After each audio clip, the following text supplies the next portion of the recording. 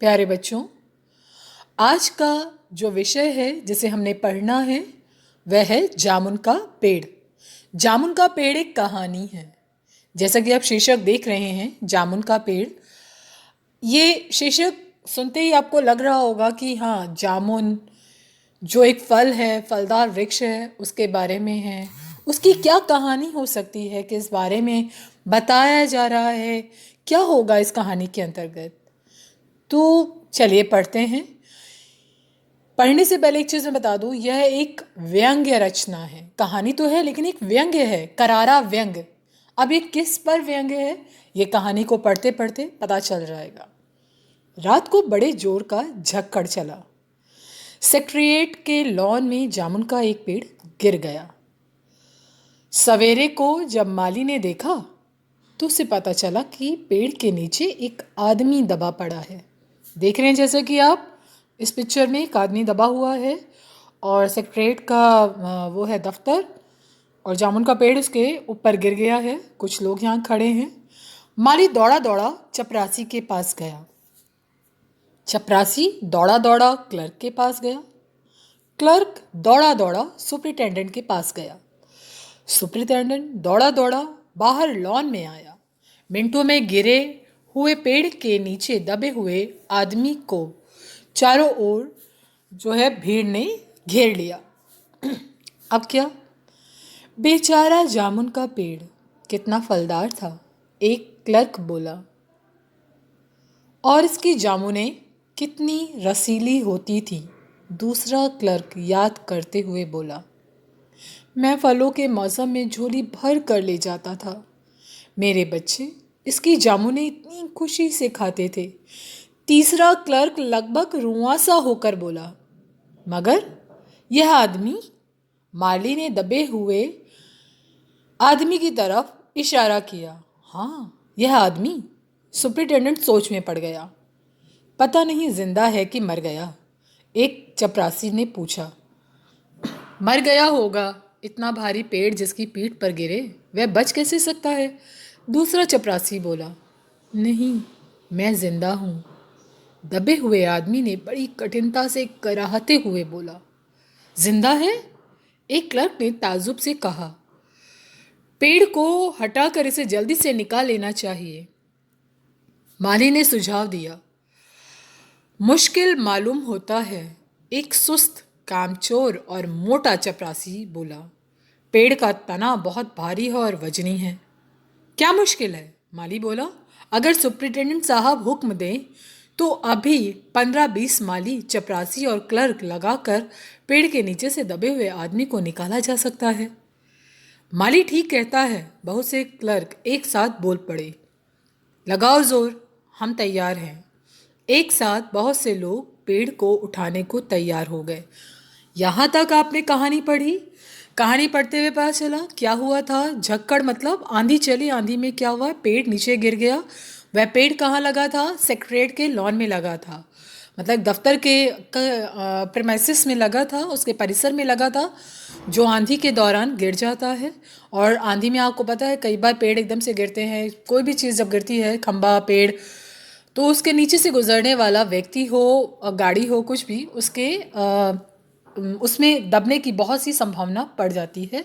और बहुत से ऐसे रिपोर्ट हम पढ़ते हैं जिसमें देखते हैं कि पेड़ के नीचे आदमी दब गया, गाड़ी दब गई, इस तरह से घर के ऊपर पेड़ गिर गया, तो पेड़ के नीचे आदमी गिरा।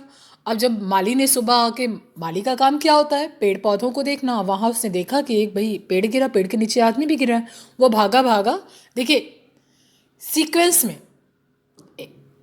माली से ऊपर कौन है? चपरासी, चपरासी ऊपर क्लर्क, क्लर्क से ऊपर सुपरिटेंडेंट। कैसे एक एक करके, मतलब क्रमबद्ध तरीके से वह खबर वहाँ तक पहुँच रही है। अब जब आके देखते हैं, भैया इसके नीचे तो आदमी पड़ा है। सब लोग, अब आदमी नहीं दिख रहा, कोई किसी को नहीं दिख रहा। माली को दिखा, लेकिन वहाँ जब सब इकट्ठे होते हैं तो किसी को आदमी नहीं दिख रहा। क्या दिख रहा है? जामुन का पेड़। आपस में वार्तालाप आपने सुना? क्या कह रहे हैं कि हाय जामुन कितनी अच्छी थी, कितनी रसीली होती थी, इस तरह की बातें वह कर रहे हैं। जब माली जिक्र करता है कि देखो आदमी भी तो दबा है, तब सबका ध्यान उसकी तरफ जाता है। आदमी की तरफ जब ध्यान गया तो क्या हुआ? यहाँ तक कहानी एक सकारात्मक रूप लगती है कि सब कहते हैं कि जोर लगाओ और निकाल लेते हैं कि कौन सी बड़ी बात है, आदमी बच जाएगा, और सब लोग तैयार भी हो जाते हैं। लेकिन अब कहानी में एक मोड़ आएगा, और ये मोड़ अच्छा नहीं मोड़ माना जाएगा। जो कहते हैं ना बाधा, कहानी कथानक आप पढ़ते हो ना, कथानक, कथानक में बाधा, जो उसके संवाद, पात्र, ये सब जो है विषय, वस्तु, स्थिति, जो कथानक के लिए ज़रूरी है, कहानी जो पढ़ने के लिए या बढ़ने के लिए आवश्यक तत्व हैं, वो यही है। अब क्या होता है? ठहरो, सुप्रिटेंडेंट बोला। मैं अंडर सेक्रेटरी से बात कर लूँ, पूछ लूँ मतलब उससे, क्योंकि उससे ऊपर कौन है? अंडर सेक्रेटरी है। सुप्रिटेंडेंट अंडर सेक्रेटरी के पास गया, अंडर सेक्रेटरी डिप्टी सेक्रेटरी के पास गया, डिप्टी सेक्रेटरी जॉइंट सेक्रेटरी के पास गया, जॉइंट सेक्रेटरी चीफ सेक्रेटरी के पास गया, चीफ सेक्रेटरी मिनिस्टर के पास गया, मिनिस्टर ने चीफ सेक्रेटरी से कुछ कहा, चीफ सेक्रेटरी ने जॉइंट सेक्रेटरी से कुछ कहा, जॉइंट सेक्रेटरी ने डिप्टी सेक्रेटरी से कुछ कहा, और वह डिप्टी सेक्रेटरी ने अंडर सेक्रेटरी से कुछ कहा। फाइल चलती रही, इसी में आधा दिन बीत गया। आप देखिए, एक आदमी वहाँ दबा है, उसको कुछ ही मिनट में पेड़ को उठाकर निकाला जा सकता था, लेकिन सरकारी कार्य, व्यंग्य है यहाँ पर सरकारी कार्य कामकाज पर, उसके एक, अब तो हम कह सकते हैं सरकारी व्यवस्था बहुत ज़्यादा सुधर गई है, लेकिन जो सरकारी तंत्र पर यहाँ व्यंग किया गया है, पहले ऐसी स्थितियाँ थीं। काम अगर एक व्यक्ति से बन सकता है तो व्यक्ति नहीं बढ़ेगा, वो उस इंसान को, फाइल चलती रहती हैं, आदमी पूरा हो जाता लेकिन फाइल पूरी नहीं हो पाती हैं। यहाँ वही व्यंग्य है कि किस तरह से एक एक के पास जा रहे हैं। सेक्रेटरी चाहता तो वहीं पर उसे निकाल सकता था, सुप्रिटेंडेंट अपने उसके पास इतनी ताकत थी, लेकिन वो अपने काम को टाल रहा है। दोपहर के खाने पर दबे हुए आदमी के चारों ओर बहुत सी भीड़ हो गई। लोग तरह तरह की बातें कर रहे थे। कुछ मनचले क्लर्कों ने समस्या को खुद ही सुलझाना चाहा। वे हुकूमत के फैसले का इंतजार किए बिना पेड़ को अपने आप हटा देने का निश्चय कर रहे थे कि इतने में सुप्रिटेंडेंट फाइल ले भागा भागा आया। बोला, हम लोग खुद इस पेड़ को नहीं हटा सकते, हम लोग व्यापार विभाग से संबंधित है और यह पेड़ की समस्या है जो कृषि विभाग के अधीन है। मैं इस फाइल को अर्जेंट मार्क करके कृषि विभाग में भेज रहा हूँ, वहाँ से उत्तर आते ही इस पेड़ को हटवा दिया जाएगा। देखिए, काम कैसे टाला गया। व्यक्ति महत्वपूर्ण नहीं है, महत्वपूर्ण वह पेड़ हो रहा है जो गिर गया है, जो खत्म हो चुका है।